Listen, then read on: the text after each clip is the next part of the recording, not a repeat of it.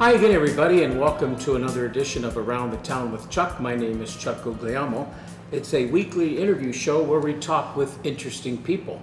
And my guest today is David Miller. David, how are you today? Wonderful. David is here to talk about the One Step program, I believe it's called. We're going to find out a lot about that. But first, tell our audience a little bit about yourself. Start with your high school and then to present. Okay. I went to St. John High School, and I was a class in 1996. And then I went to University of Toledo for a couple years, and I finished my degree at Walden University online with a Bachelor's of Science in Psychology. Which is funny because I felt like I had a degree in psychology before I even stepped in the brick and mortar university. But so then presently, I'd worked some odd and end jobs, and I worked at the Youth Detention Center for 6 years. And that kind of, I think, subconsciously, I think that pushed me to where I'm at now in terms of wanting to help the kids before they got in that predicament. So after 6 years, I moved on to do some case management with Community Counseling Center. Then I left there, and I did a couple of different jobs, but decided to really focus on doing my own thing. And so I felt like my purpose and my passion was so big that I felt like, I color outside the lines a whole lot.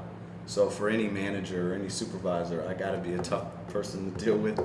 And the other thing is, I'm just so motivated, such a self-starter that I want to do things for people. And maybe money's not always the route for me. Like, it doesn't always incentivize me. So it's more about doing good, the business of good. So that brings me to why I'm here today with One Step. It was a calling, I feel like, and a mission that God placed in my heart, and I wanted to provide a place after school for kids to come and just hang out and have an opportunity to be successful. David, you mentioned the word passion. You really do have a love for what you're doing right now, don't you? I do. It drives me. It wakes me up every morning. It's one of those things where I feel like it's a dream, but it's not the dream that you have when you're sleeping. It's the dream that keeps you awake at night. So I see a lot of late hours and early mornings, but man, I wouldn't change it for the world. David is the president and founder, I believe, of this One Step program. David, tell us about the title first. Just what does One Step mean? Good question. One Step is a name that just kind of fell out of the sky at me. And so when I put it into perspective, it's just what we tied it into a couple of different sayings. Every journey begins with one step. And then when we take one step, God takes two. So for me, One Step is basically encouraging those who are kind of left out or destitute, or as society would label, at risk. It's encouraging to take just one step in the right direction. You never know what you're going to experience, and it might change your life. Just taking that one step. So that's why we came up with it. It's a place where kids nowadays are very reluctant. Everything's like this, and I understand that, and that's fine. But we become somewhat antisocial. Like, it's for an average 14, 15-year-old to have this kind of interaction, this kind of conversation and exchange. It's not so common anymore. So what we try to do is encourage kids to come out, put your technology away, hang out with real people, real time, real community, and do some really, small but powerful things. Now, from what I picked up on the internet, you thought about that. You didn't just think about this recently. I believe it was about almost a year now, last October, when you first had something like this in mind. Right. What drove you to that?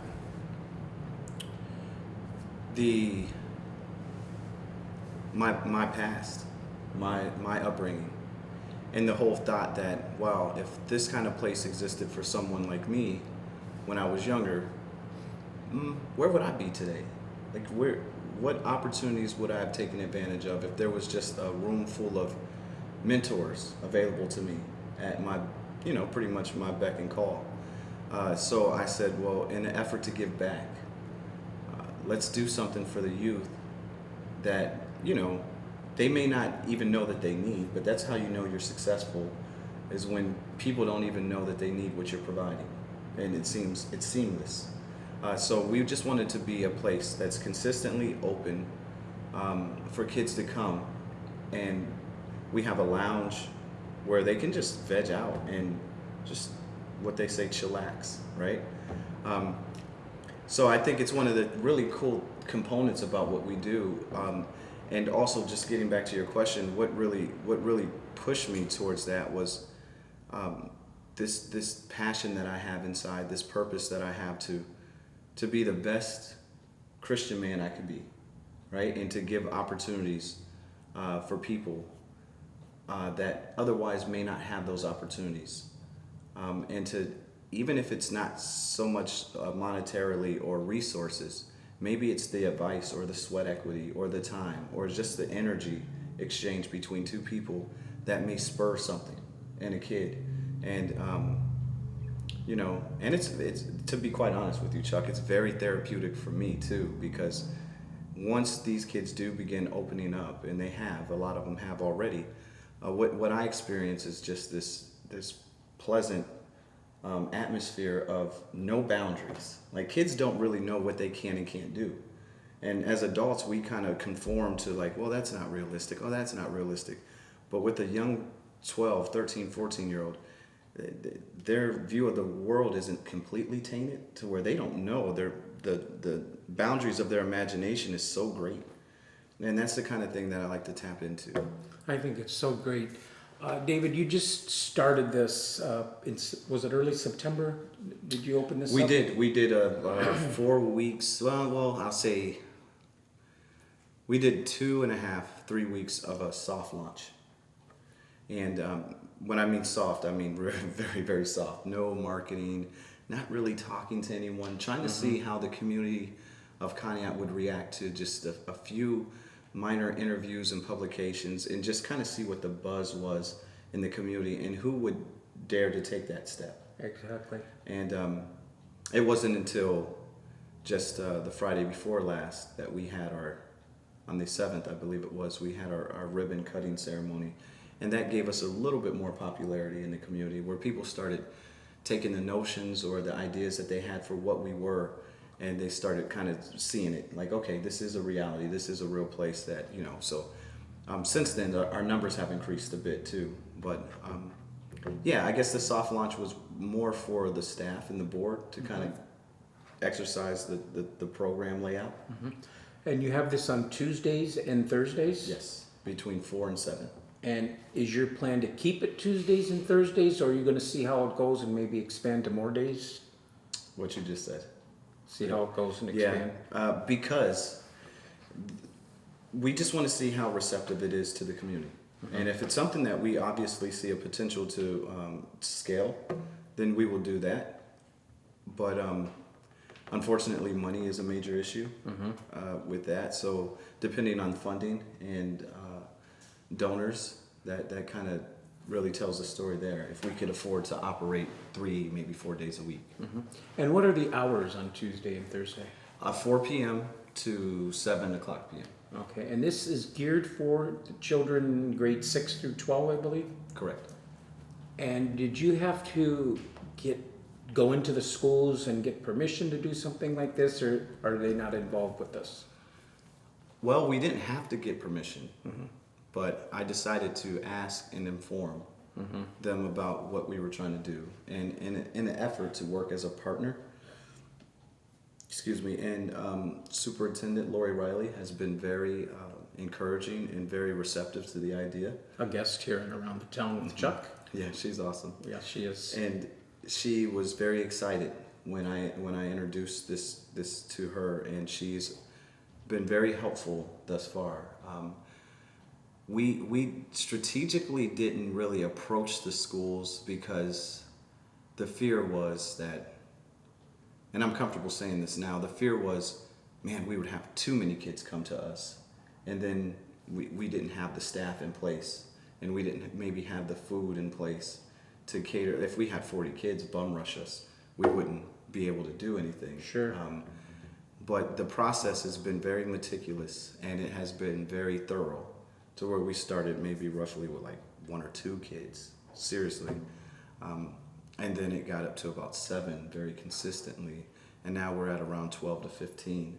And so through those little growing pains, we were able to create a new normal for the kids that are there, so that even if we are slacking with staff and volunteers, which has not been the case yet, but these kids, these 7 to 12, kind of morph into that leader in the building. They know what's next and how to operate. So I wouldn't ask for a better way. I mean, I know at first the excitement and the euphoria is like, well, we just want kids, you know. That's what my board and a lot of the volunteers were saying at first. And as a leader, you just have to trust your vision. And I just kept reminding them, listen, we don't want to build the plane while we're flying it, right? So it's kind of like, let's just do everything in decency and in order. And we're growing, you know, we are growing. So I'm very excited with where we're at. So now we have approached the schools. I just had lunch with Conneaut High School last Thursday, and that was fun.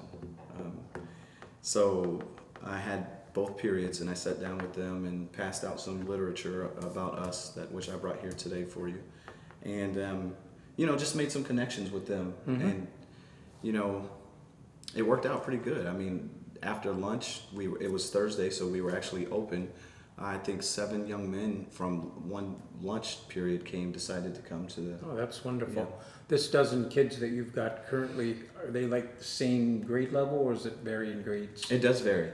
It does. We have a 6th grader. We have a senior. So and it's just different odd numbers in between, right? Yeah. Now, having the after school, like at 4 o'clock, is extracurricular activities that the children may be involved in, is that going to affect them? They want to come, but they also want to play their extracurricular activity. Right. I think that's been a case so far with like volleyball players and football players. But I strongly encourage them to do the school sports, right? So, I mean... You being a coach, yeah, you know all about that. Yeah, I think and you currently are still coaching golf, isn't we it? just wrapped up our season, yes. Girls golf, I believe. Boys. Oh, boys Yeah, golf. yeah, we And just- didn't you do basketball at St. A John? long time ago. Okay. Yeah. But I did, I did. Yeah, I I did thought girls so. basketball Yeah, I thought so. At St. John. at St. John, yes. Did you like it? I did. I enjoyed it. I just enjoy being around young people who are competitive, you know, striving for, you know, success. So it really fuels my fire. But it's time for me to step away from coaching for a while. So I won't be coaching next year. You got it here on the Chuck Around Town show first. Maybe even I before like to the get the athletic information director. first. So in the rare event that my athletic director gets this channel, sorry, you know, That would be Nick Irochi. that would be Nick. Yeah, he's a great friend. But I think he kind of knew that the writing was on the wall. But I just have so much going on. It's tough to commit to Sure. several. You know, you just take energy away from some of those other things. Now, you're holding this at the old St. Mary's School building. Yes. How were you able to get the funding to rent that building? I believe you're renting. Yes, we're leasing it. The funding it all kicked off with a GoFundMe account, and some help from Father Miller in the diocese and the parish over there. They made it really realistic for us to afford it, which is a blessing. So they were willing to work with us, and that was milestone number 1. Once we knew that we had some people in the community that were willing to work with us, it kind of made everything else a little bit easier. So then I just put together a GoFundMe page. It's my first ever attempt to raise funds through like a GoFundMe or a crowd starter or whatever it is. And so the concept was to present something to a community of people, even people I know and to strangers, and wrap it up so nice that people can say, well, wow, that's a nice effort. That'd be cool. and I would give $10 to that. And so myself and my wife put together this page, and within the first couple of weeks we started noticing that people really were giving money, and it's like, okay, wow, we got something here. And so we needed $1,500 to secure, the deposit and the first few months rent. And so we ended up, I put a timeline on there. I said we need to raise $1,500 within, I think it was about 45 days. And right when we were getting close, I made one little push as I continued to update our donors along the way. And I told them, listen, we're about $400 away from our goal. I have 24 hours to raise it. It'd be nice to get to our goal. And we ended up making about $450 in those 24 hours. So we ended up making $1,554. So it was a great start. Yeah, absolutely. And in just a month and a couple weeks, we were able to do that. So I said, okay, well, maybe we have something here. Mm-hmm. And so we were able to get the building. And I thought, prematurely, okay, good, we're in, everything's golden. But then there are other things that come with it, like you have to furnish the building, and you have to pay the utilities, and you have to provide food, since you said you were going to feed everybody for free. And so that's when we were able to go out into this very welcoming community and say, hey, this is our vision, and this is our dilemma. How can you help? And so many people have really supported us in so many ways. Some don't want recognition. Others could care less if they get it. They're just really angels, if you ask me. They've supported, and they didn't do it like, hey, look at me, I have this restaurant down the street and look how much food I'm giving. It's not like that. They just really want to make a difference.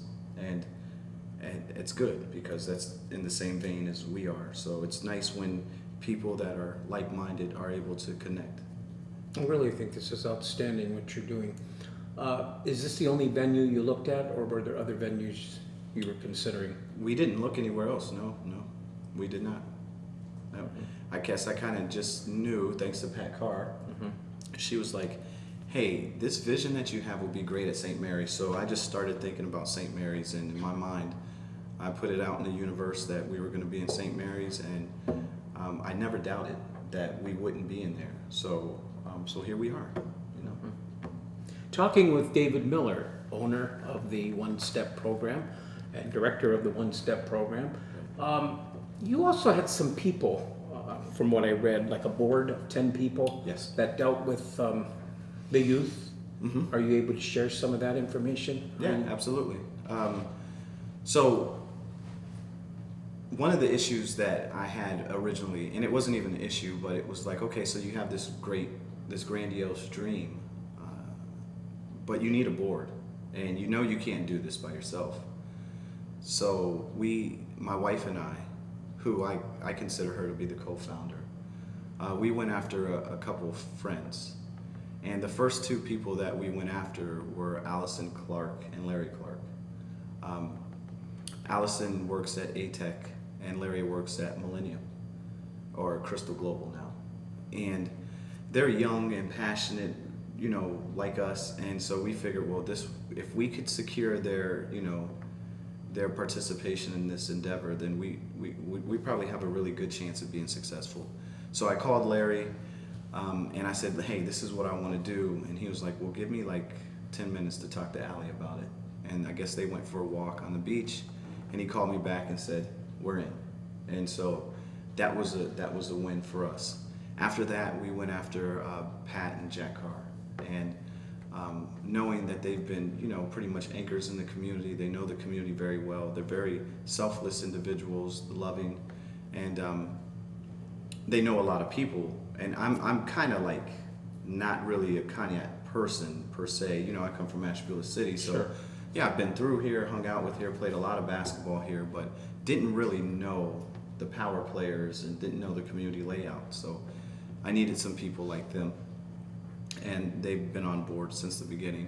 And then I went after a buddy of mine, Sean Allgood, who is the Ashtabula Area City Schools truancy officer.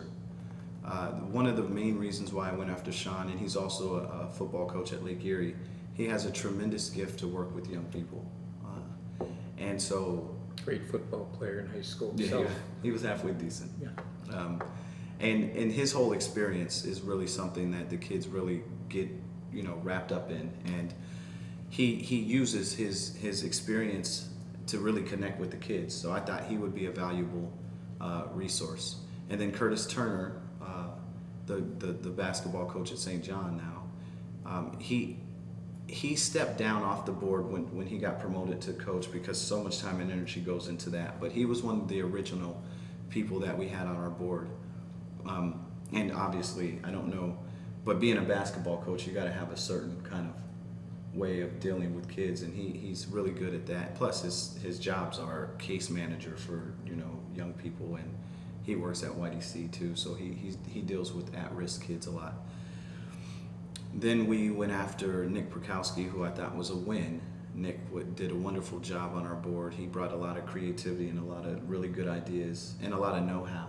Mm-hmm. And Of course, he was a former principal at St. John. right, Guest turn around the town, now DRE at Corpus Christi. right. Yep. And he had to step down. Well, didn't have to, but he chose to step down because it's one of those things where, just like I mentioned prior, that when you're coaching and you're doing this and you're just taking too much, and you can't really concentrate on something. So he did offer to be a volunteer and help out still behind the scenes, and I think that's very valuable, and I appreciate it.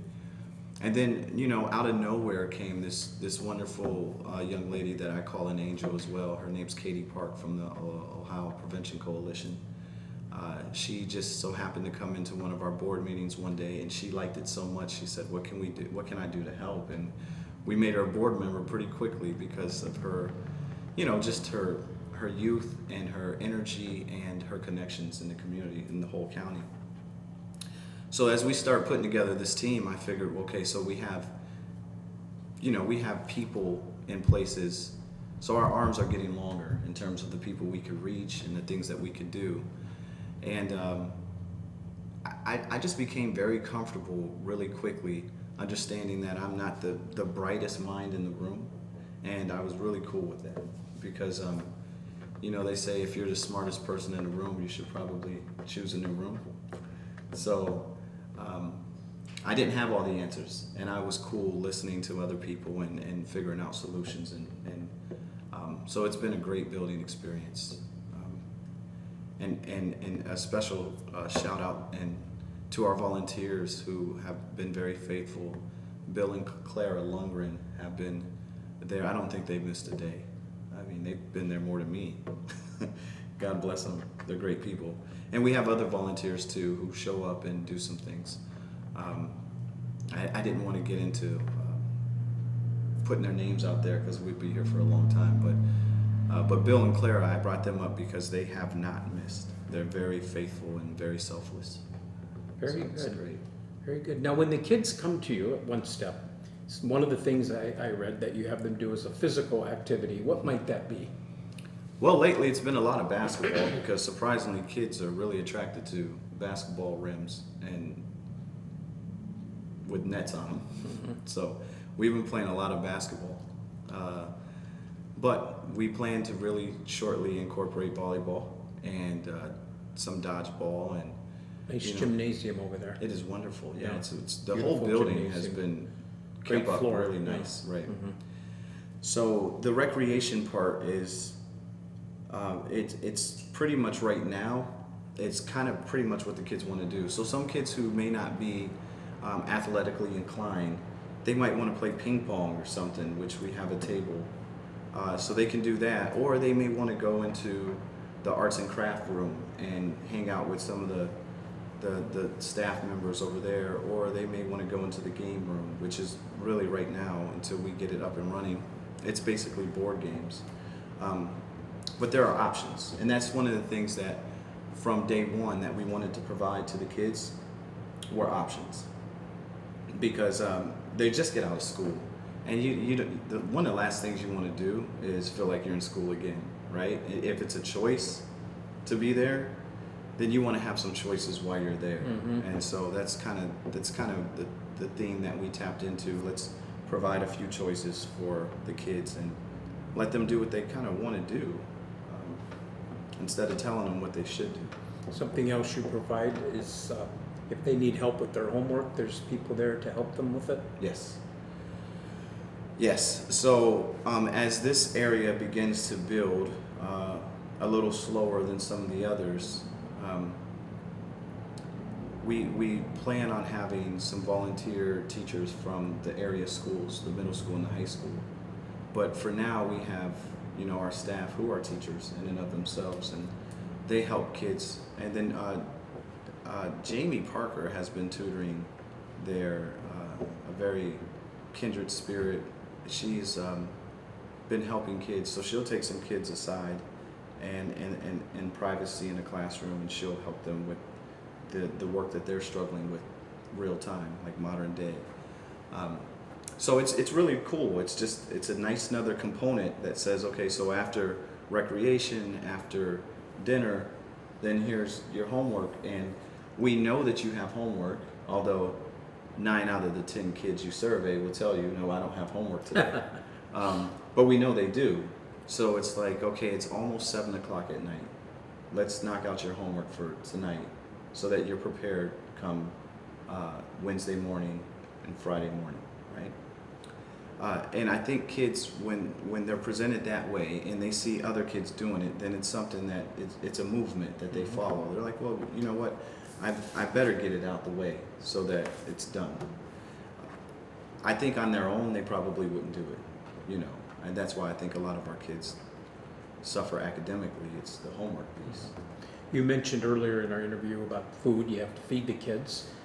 This is hot food. It is. And how do you go about getting the food? Is that through donations as well? It is. So I've been very fortunate to have some very active board members. We put together a task force shortly before we opened, and we said, okay, so food. Here are the days that we're going to be open, and so sign your name, insert here if you can get it covered. And we have been fortunate enough to get it covered. People go seemingly to the ends of the earth to find food, but they always come back with something that's healthy. And worst case scenario, if we don't have anything lined up for that particular day, then we'll go to a local pizzeria and we'll purchase, because Conneaut has some of the best pizza shops in the world. So we go there and we frequent them. And Rainbow's Cafe has actually donated. Biscotti's has donated. Oh, how nice. So even if we wanted to pay, they're like, no. So they're very good. This, like I said, once again, I mean, this community is very supportive. And you sit down with them like it's a family dinner. Yes, you we do. take their cell phones away. They're not allowed to have their cell phones. Right. Did I read that correctly? You did. I'm looking at my notes, but I'm trying You're not to doing look at my you're doing notes. a wonderful job, yeah. So the idea here, which I think is probably one of the most powerful things that we do, is we sit down in a circle like this. It's wonderful. Which is a square, but we kind of round it off into a circle. And we encourage strongly for them to pocket their tablets, iPhones, iPads, iPods, any technology that they have, just, put it in your pocket. And then we say prayer, we bless the food, and then we sit down and we conversate like humans. How was your day today? What's going on? And me explaining it to you like this sounds very weird and awkward, but the dynamic isn't. Mm-hmm. It's very comfortable, and very rarely do I have to spark a conversation and say, so how was your day today? Generally the kids, there's something about food and the comfort that's associated with it that make people kind of want to talk. And what you realize is a lot of these kids, I can't really speak for all of them, but a lot of them don't eat dinner at a dinner table with their family. Very true. And I was one. Unfortunately, that is very true. It is. You're a man of faith, but you said this is nothing about religion in this one step. Is that correct? That's correct. Mm-hmm. We don't do anything to push a particular religion on anyone. Mm-hmm. I'm a Christian man. Obviously, we're operating out of the diocese. So there's the Catholic element to it. Mm-hmm. We're not against teaching that, but we're not a faith-based program. So I just put that out there, but I am a faith-based individual, and I heard an individual tell me, you know, live the word, and worst case scenario, speak about it. So that's my ideology. I just want to be a light through my living. If I can live and inspire kids to want to do better, then when they have a curiosity or they're inquisitive enough to ask me, hey Dave, why what is it about you that's so different? Then I feel like that's an opportunity for me to open up and tell them about Jesus Christ and tell them about my relationship with God and Jesus. But to stand on a soapbox and to thump a Bible and to cast people into hell because they're not walking a certain way, I don't think that's working to attract kids. I think we're losing kids, and there has to be a different approach. And so that's my method. But I believe that I can do all things through Christ. So it's not that we're like, oh no, let's push the Bible away. That's not the method at all. It's, how about we just be human first, good humans, and then connect with them on a level, and then show them the reason why we're good humans, and explain to them why, right? David, this has went way too fast, so we got to get you back again at another time, a few months from now, and see how things are going. But before we go, why don't you tell them about this pamphlet here? What's all in the pamphlet, and if anyone's interested, what's the contact information? Okay, wonderful. So inside of our little pamphlet here, we have, this is something that our team put together, and it's the One Step logo here, which is the footprint, and then we have inside of there some information about who we are and what we do, like our programming. It's a picture of the nice St. Mary's gym, which is always attractive. We also have our mission in here, and then the staff who we mentioned. I didn't miss out anybody, but I did forget to tell you about Russ Coltman. He's our treasurer, but he hasn't been sworn in yet. Next month he will be, but he's been actively working as treasurer, so I'm excited because he can relieve me of those duties, because I've been, well, you know what it's like. I'm the janitor, CEO, treasurer, president, founder. I'm everything that, so I'm just really ready to get rid of some of those tasks. And then on the back we have a conduct code. Now that I like, so there's got to be good discipline here as well. Absolutely. It's all about structure, but the key is to kind of trick the kids into not really understanding that there is a structure that they fall in line with, right? So it's like, wow, I didn't even know that we were structured, like, right? So it's not like boom, boom, boom. It's like, hey, well, you can, once, like I said, color outside the lines a little bit, but just know that there are certain things that you cannot do. Violence is one of them. No negative energy. I'm a very positive person, so for me, it's really about no negative energy, no cursing, no swearing, no violence, no mistreating anybody. Treat people how you want to be treated. And so on the back it has our saying and it has the address. It's every journey begins with one step, and we have a picture of the sands, the footstep in the sands, and then we're 471 Madison Street. Many people in the Conneaut area know it best as the former St. Mary's, or as I heard, it's always going to be St. Mary's. So St. Mary's. And again, it's for school-aged kids, 6 through 12, and is it strictly Conneaut schools only? No, surprisingly no. It's open for anyone. Obviously we want Conneaut to fully take advantage of it, but we didn't set a parameter. Any kid, anywhere. And the reason you started at 6th grade, if I remember correctly, is that the grades under that already have Right Track program after school. And Debbie Newcomb and her staff over there do a wonderful job, and we wanted to support that and not come through and try to step on any toes. I think they're doing so well. I think one of the reasons that we're even able to kind of transition into this space is because of how well they do. And then the question becomes, well, what happens after 6th grade? And that's one of the things that kind of spurred this whole thing. It's like, well, we have to do something for these kids. Once they they completed K through 5 in this program, now after that you go home to an empty house. There's more temptation. Idle time is the devil's playground. So, we can't save the world, and we don't feel like we can, but we feel like we can't help everybody, but everyone can help someone. So if we can just effectively touch a few families, and if we know that kids are with us from 4 to 7, well, we know they're not in the streets. We know that they're not trying drugs for the first time. Safe environment. Right. In a safe environment. David, this has been great. Thanks for coming on the show. Thank you, Chuck. It's a pleasure, man. And in a few months, we'll get you back, and I bet your numbers will be even higher. Let's hope. Let's hope. Yeah. David Miller, my guest today on Around the Town with Chuck. And that's another edition of the show. Next week, we'll be back with WOW Radio personality Bill Shannon.